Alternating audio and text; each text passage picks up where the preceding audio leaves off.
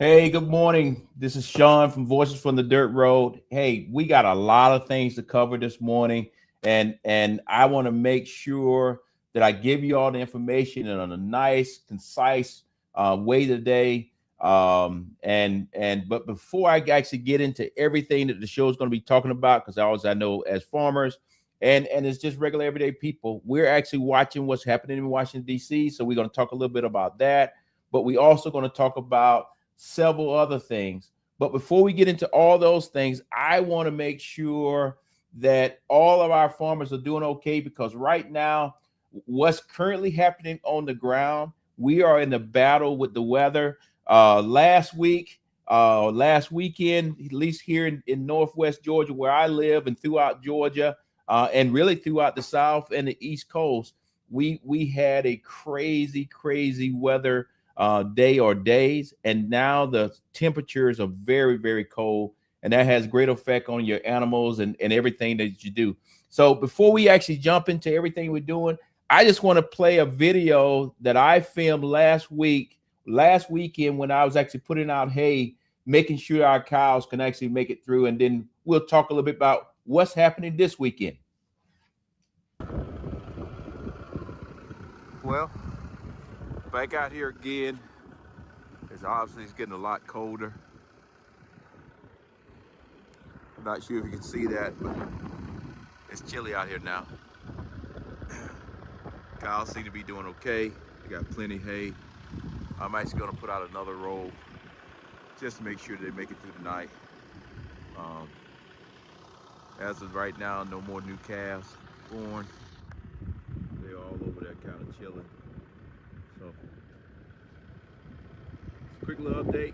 I know all the rest of the farmers out there are getting it done too. When they talk about bad weather, that just means farmers. We just have to go to work. So, y'all guys have a good day. See you somewhere tomorrow. Let me get this hay put out.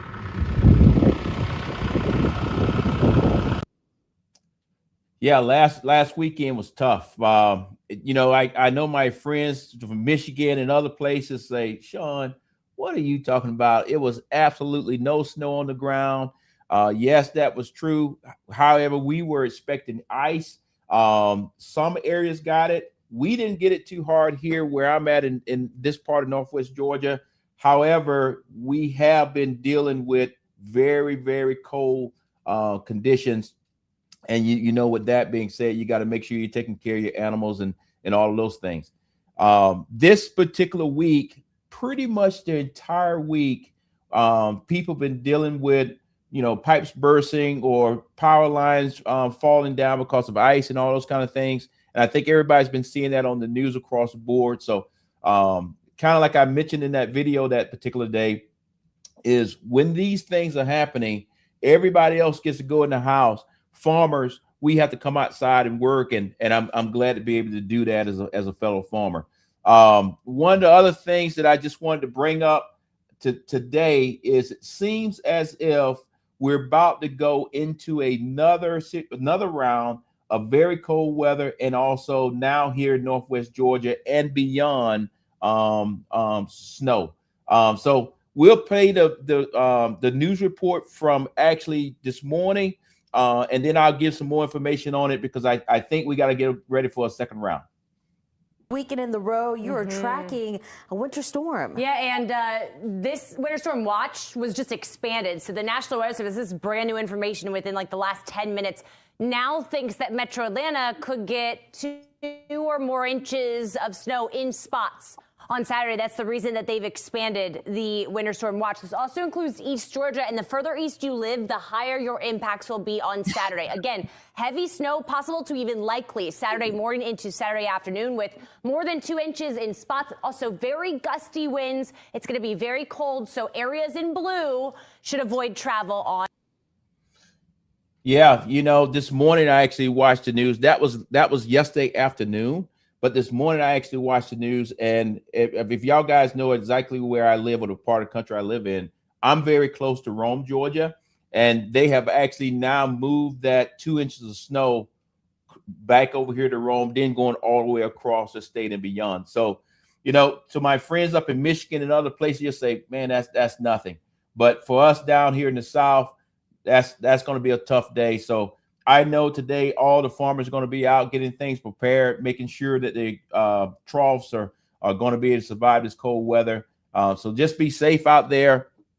And I know today we're going to get a lot of things prepared to get through a second round of winter storms. This in the last 2 weeks has turned into a winter event for us, because the week before that, I think we were up in the 50s or 60 degrees. So a drastic change in our weather. So let's get into this show. Put up the stool. Let's tell everybody what we focus on. Okay, on this particular show, just to make sure, because we're always getting new people to the show, we try to focus everybody on agriculture. And when we say agriculture, we don't care if you live in the country or you live in the city. The reality of it is the show is built around staying focused on 3 different areas of our stew. And those 3 different areas of the stew is, one is livestock. As y'all guys know, I raise cattle, beef cattle. And we talk about livestock across the board. Doesn't make any difference what kind of livestock you have. We usually have guests and all those kind of things, but we also talk about row crops. As y'all guys know, row crops right now has really been in the news hot and heavy, because our soybean farmers, peanut farmers, and corn, all of those areas are being hurt now by the tariffs. I'm going to talk a little bit more about that here after I finish talking about the stew when it comes to our soybean farmers. And then on top of that, we talk about forestry.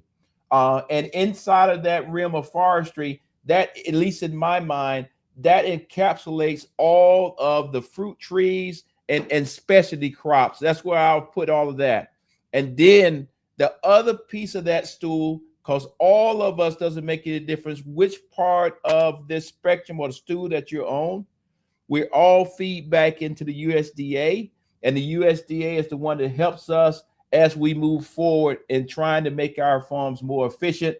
And right now, I think many of us are looking to the USDA for help in the area in RCS or in the area of the FSA, because right now we have some subsidies that's supposed to be coming. I'll talk a little bit more about that here in the future, but the last part of this stool, as you see up there at the top, is the Farm Bill.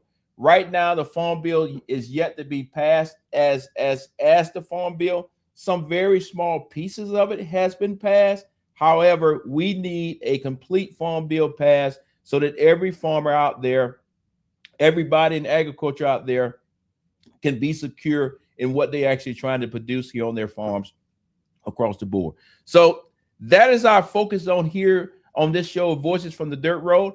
I love to hear from the people that are actually watching. You can always type into the chat. It'll come up on my screen and I'll answer your question.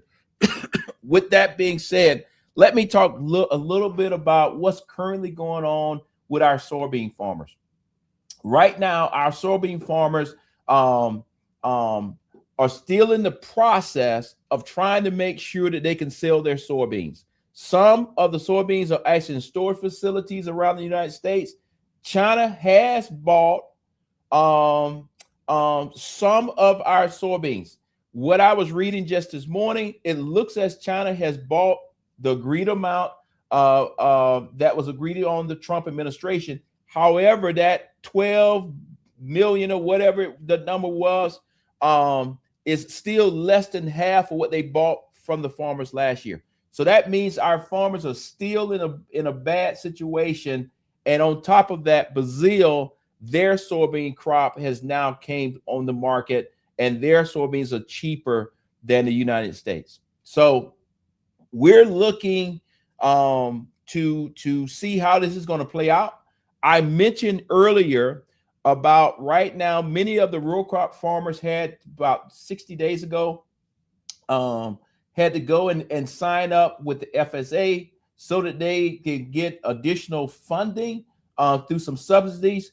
My understanding, those subsidies are supposed to be starting to be paid out here in the February timeframe. We're going to keep our eyeballs on that and talking to farmers and see if there's anybody actually receiving the subsidies yet. But those subsidies is to help them as we maneuver through these tariffs so that they can actually get crop loans for they can plant again next year. My concern is will the money come in time? Will the banks extend the money to the farmers, and will they be able to farm next year, or will we have a lot of farms going bankrupt? All those things are kind of out there to be seen, and things are going to play out. On top of all of that, currently, as I sit here talking to you this Friday morning, the government is either going to stay open or it's going to shut down. This morning, the Senate is going to vote. We'll see how that plays out. I'm going to talk about that a little bit more in detail later on in the show, but at least I wanted to put that out there that I think the farmer community needs to be watching what's actually happening in D.C. this morning, because if the government shuts down, the question then comes into play: how is this going to actually affect our farm and bridge, the FBA? How is it going to affect you? And if those subsidies going to come in time? So a lot of information this morning, but I did want to make sure in the early part of the show. So if you had to get outside and take care of your animals or anything else, you actually heard it from me, and you can call the USDA office and find out and get an update roughly around, I would say around lunchtime today. By that time, Congress should have had the vote, and you'll find out more information.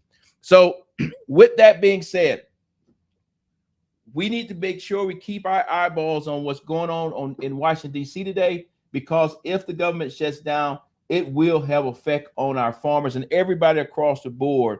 But this morning, I'm focusing on the farmers, the farmers that are depending on these subsidies. Because I want to make sure that you get this information. With that being said, let me transition now to livestock. As y'all guys know, that I am in the beef business, and right now a lot of goodness is happening in beef, but we still got to struggle also. Prices are very high at the grocery store, and some things have happened in the past. I'll just say it that way. Some things that happened in the past that started to affect the price of cattle that we have on the farm. I think we have got that corrected. However, the country is running into a situation. Should we keep our heifers behind or not?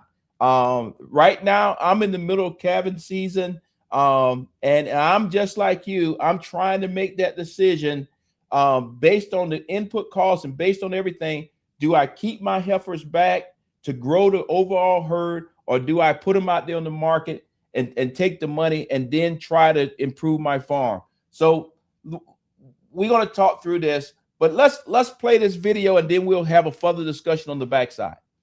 Keep in mind, our beef herd right now in America is very low. So it's as low as it was in the 1950s. So we do have a low supply of beef in our country, but we also have most of that beef being controlled by, they use the word cartel. I will just say by a business that's owned by a foreign country. So we have little control over that. And one thing that I say often is, if we want to be a sovereign, secure country, we have to secure our food supply. And that means, raising our beef herd to where we can at least feed our own country and feed ourselves, and having control of that and letting the market control the price. They always say high prices are a cure for high prices. If it gets high enough, farmers are going to raise more cattle, and then there's going to be more supply, and eventually the price will come down. So we have to work through all that, and that takes a lot of time. And very quickly on that note, what are the factors that need to change to lower those prices, especially at the grocery stores? Big factor is supply and demand. Right now we have a short supply of beef, and that is because, as I said, the cattle herd in this country is very, very low. And we just saw a report come out last week about, it's called a placements report. It shows how many heifers are being placed in feedlots. And basically what that means, if heifers are going to feedlots to go into the food supply, they're not being retained by farmers. And that report was basically dead even from what it was last year. So that tells a lot of us that maybe the herd size is not going to grow as quickly as we'd like it to. So that's the main thing that has to happen. We have to grow the herd size and produce more beef. But the thing is, when we had this situation in October where it looked like beef was going to crash for a little bit, guys like me are sitting out here and thinking, why do I want to invest in more cattle if I'm going to lose money in the future doing it? So we just need a steady, good, solid price for ranchers, and consumers need to have a good price for their, that they buy their product for. And part of that is tied into what we were talking about with the big four packers. We cannot have any market manipulation. We have to have the market be free and open for it to work itself out. Well, Steve, Lucy, thank you so much for your insight. Thank you very much for having me. Yeah, I agree 100% with Steve. Like I mentioned before the video, I'm making decisions here on the farm like many other farmers that I know throughout the country. Is as we are currently in this calving season and our heifers, for my audience that may not actually know what a heifer is, that's a female calf. Are we going to keep those heifers on the farm? And when they talk about growing the herd, it's not only growing the herd here on your personal farm, but all of our cattle are tracked. That means, are we growing the herd throughout the entire United States? Right now, the herd of the United States is at an all-time low in the last 50 plus years.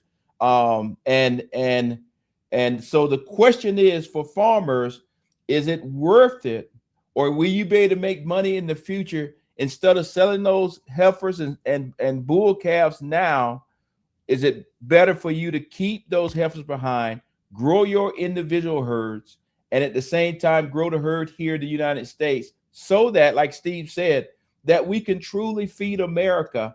But at the flip side of the coin, farmers did get a little spooked here about 2 months ago when prices in the grocery store started affecting prices on the ground when we actually sell our cows at the stock yards and wherever you decide to sell it. So a lot more information to come on this.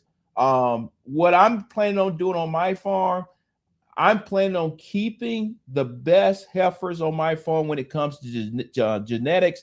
That could be a whole nother show, but I do plan to keep some of those heifers back this year, and perhaps the ones that I decide not to keep, some other farmer may say, you know what, this is great genetics for my farm. I'll buy from Sean instead of them going into the sell barn and then ultimately on into the hamburger or meat processing process. So a lot more to talk about there. A lot of moving parts. I think on the livestock side of the house, our main focus today is just getting through the weather this weekend. You just got to fight the day and win the day. So with that, let's move on to, if you looked at the first video that we put out, you noticed that I don't have a green and yellow tractor. I cannot afford a green and yellow tractor. The input cost is way too high on it for me. I'm just a small farmer like many other farmers, very small, but on the flip side of the coin, input cost is killing us. So let's just move on now and let John Deere tell us what they're actually doing, and we'll talk about it on the back end.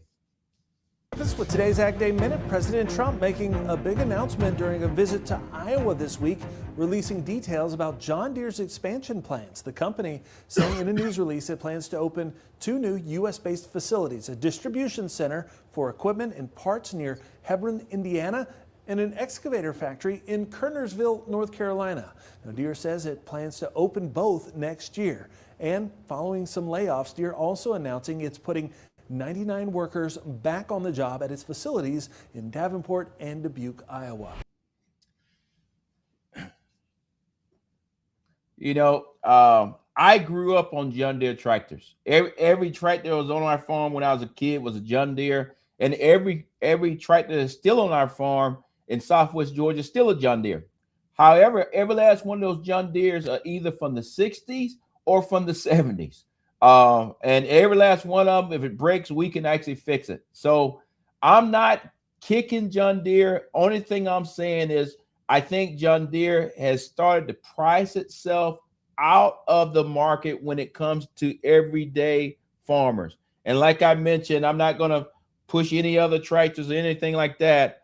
But I know when I got out the military and was looking at equipment, I could not afford a John Deere tractor at all. And it's not only the cost up front, but also the maintenance side of it, because there was nothing on the tractor that I could fix myself. Somebody would actually have to come out to the farm, or I had to take the tractor back, and that was going to be an additional cost. But like John Deere just mentioned, they are bringing back 99 people on the job. It was last month, I think we talked about this, but last month they actually laid off 4,500 people in that same area. So to say you're bringing back 99, I'm not 100% sure how that's going to help that economy out there. And then how's that ultimately going to help us as farmers? So I'm glad some people got their jobs back, but I think we still got a lot of things to do, because not only John Deere, but across the board, I think we all can agree our input costs, from fertilizer to you name it, is out of control. And I think we all need to be trying to figure out how can we get this input cost down, because if the input cost is extremely high, when you're selling your cattle, you're selling whatever product you're having, it's going to be very hard for you to actually make any money. So right now, that's why a lot of farmers are in a deficit. And that's why we're looking so close to see what's going to be happening in Washington, D.C. I don't think it should be in a situation where, as farmers, we always looking over our shoulder or looking to Washington, D.C. for help. But right now, we're in that vicious cycle that if help is not coming in from Washington, D.C., potentially a significant amount of farmers may have to go into bankruptcy. But then in addition to that, I am concerned that when they go into bankruptcy, will another farmer be able to buy their farm, or will corporate America come in and buy the farm, or worse, will some kind of contractor come in and buy the farm, and next thing you know, you got a beautiful housing development. Instead of raising animals and crops, now you're growing houses and city parks. So that's a whole different story. We're not going to talk on it too much, but I do want to take some time here and talk about what's currently going on in DC, because last night they were supposed to have a vote. There was some disagreements with one of the senators. I'm not going to get into the political side of it, but one of the senators disagreed with some of the things. And it looks as if right now that this morning, I'm thinking around 10, 11 o'clock this morning, they should have a vote. If that passed, it looks like the government will stay open. But the way I understand it is, even if it passes, because there's been some changes to the bill, the House of Representatives needs to come back. And I think all of us know our representatives are now currently at home. That means either they're going to come back in on Sunday, or they'll get back up there on Monday, and hopefully they can agree to keep the government open. But I'm predicting that we will have some kind of partial shutdown. The question is, can we get it fixed before you start seeing the effects of that partial shutdown? So let me pause there.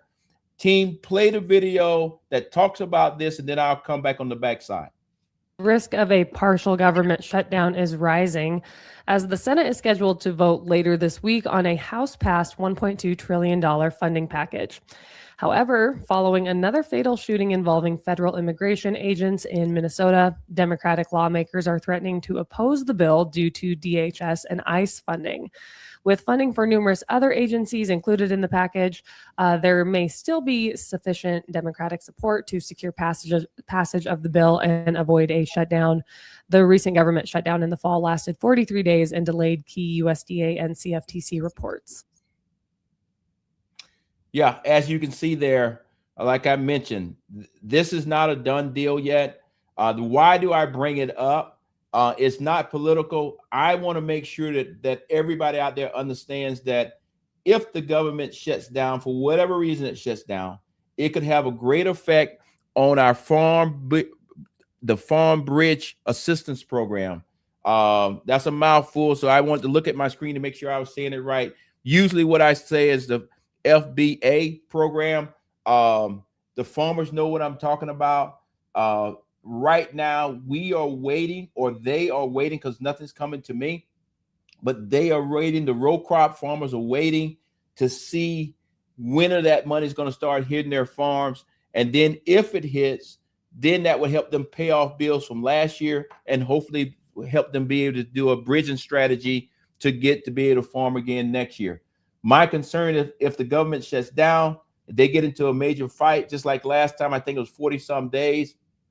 Hopefully it's not that long, but if it starts stretching out, the next thing you know, those payments will not be coming here in February. And as you know, February is here next week. So that's kind of where we're at. I think it's important that as farmers, we pay attention to, obviously we have to take care of our farms, but somebody needs to be paying attention to the business side of it and saying, okay, where are we at? And then if the government shuts down, my recommendation to you today on Friday, to at least go by your lender and have a conversation of, if this thing goes sideways, how many more days do I get before we have to make a hard decision? So that's not easy, but I think it's important, because I look at a farm as a business, and you got to have a great relationship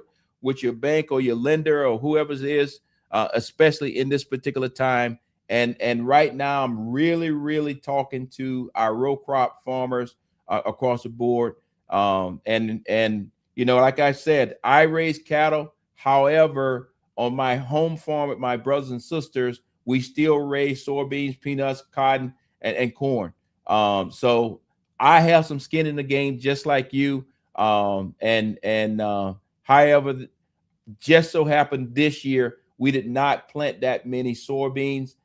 We were more on the peanuts and on the cotton side of it. But as you know, those commodities are also in the hurt locker. So we'll kind of get through it. But that's currently where we're at in DC. I'm not going to touch the political reason. That's not for this particular show. But I think as farmers, we just need to pay attention to Washington, D.C. and kind of go from there. So hopefully they'll get it all worked out. It's still some disagreements from last night, but hopefully they'll get it all worked out and it'll get passed so that the farmers can be taken care of. With that, let me move into a piece of the show, no matter what we're talking about. And maybe some people don't like for me to talk about it, but I think all y'all guys know I spent many years in the service. You probably can see behind me, you know, there's my little beef thing, but everything else is from my career in the military. And I'll be remiss if I didn't say this, because I know my fellow veterans are struggling, and we have systems in place for our fellow veterans. But still today, 22 veterans decide to take their lives every day. And so I would be remiss if I didn't talk to this new family that I have of farmers, because I'm just like you. And right now, with all the pressures that are happening on the farm, and the rural community not actually having the mental health facilities like you may have it in the cities and all those kind of things, I encourage you, if you're struggling for whatever reason, unbelievable pressure on you, pick up the phone, call this number 988. No matter where you're at in the United States, somebody's going to answer the phone and they're going to talk to you and help you get to tomorrow. And that's what it's all about. Just getting to tomorrow. And tomorrow the sun will come up, things will be better. So I know there's a lot of farmers out there struggling right now. But it is systems in place to help you get over the hump. I know people are very concerned that they may be the last generation to own this farm. You're going to make it through it. If you're struggling, please, or if you know a farmer that's struggling, encourage him or her to pick up the phone or call for them and get them some help, because we need them to stay. We need them to be here tomorrow. So that's how we're going to end the show today. One of the things I just want to say to everybody, thank you for watching our show. We try to keep the show is diverse as possible to talking about all the different subjects. What I would say, if you know some farmers out there that want to come on and tell us about their farm or tell us about what they actually doing, or organizations, please have them reach out to us. The answer is yes. We don't gatekeep anybody. I want to make sure that all aspects of agriculture is discussed on this show across the board, because I'm a firm believer that we need to get more young people into agriculture. And just because I love doing cattle doesn't mean that somebody else want to do that. So I want to make sure that this show talks about everything across the board, so that somebody may see it on all the other platforms that it plays on later on the day. They may say, oh, that one little niche right there is what I want to do. And I plan to call that particular person, because I think y'all guys, I think it was last week in episode, I think I'm in episode, let me go back and look. This is episode 18. I think it was episode 17, where we actually talked to an individual out an hour that was talking about specialty crops, and she had trees and all those kind of things. So that's my intent, is to give you information, but at the same time, encourage other people to get into farming across the board. And when I say get into farming, I don't care if you farming 10,000 acres or you farming a garden behind your house. This show is for you. And I think it'd be one of the coolest things in the world if we get somebody to come on the show and talk to us about gardening and hoop houses and all those things, because I think so many people out there want to get into that part of farming, and then they can sell some vegetables to their neighbors and all those kind of things. So with that, hey, it is 7:32. Oh, look like I got something here. It says, good morning, friend. Take care during the time of prayer. All right. Hey, and thank you for that. Today I'm going to be getting on the road, headed back to my hometown. Unfortunately, we had a family member that passed away that's very close to all of us, obviously. So I'll be going home this weekend for that. So I appreciate that from the audience. So I thank you for that. So with that, we're going to close the show out, because guess what? The coffee cup is empty. Have a great week.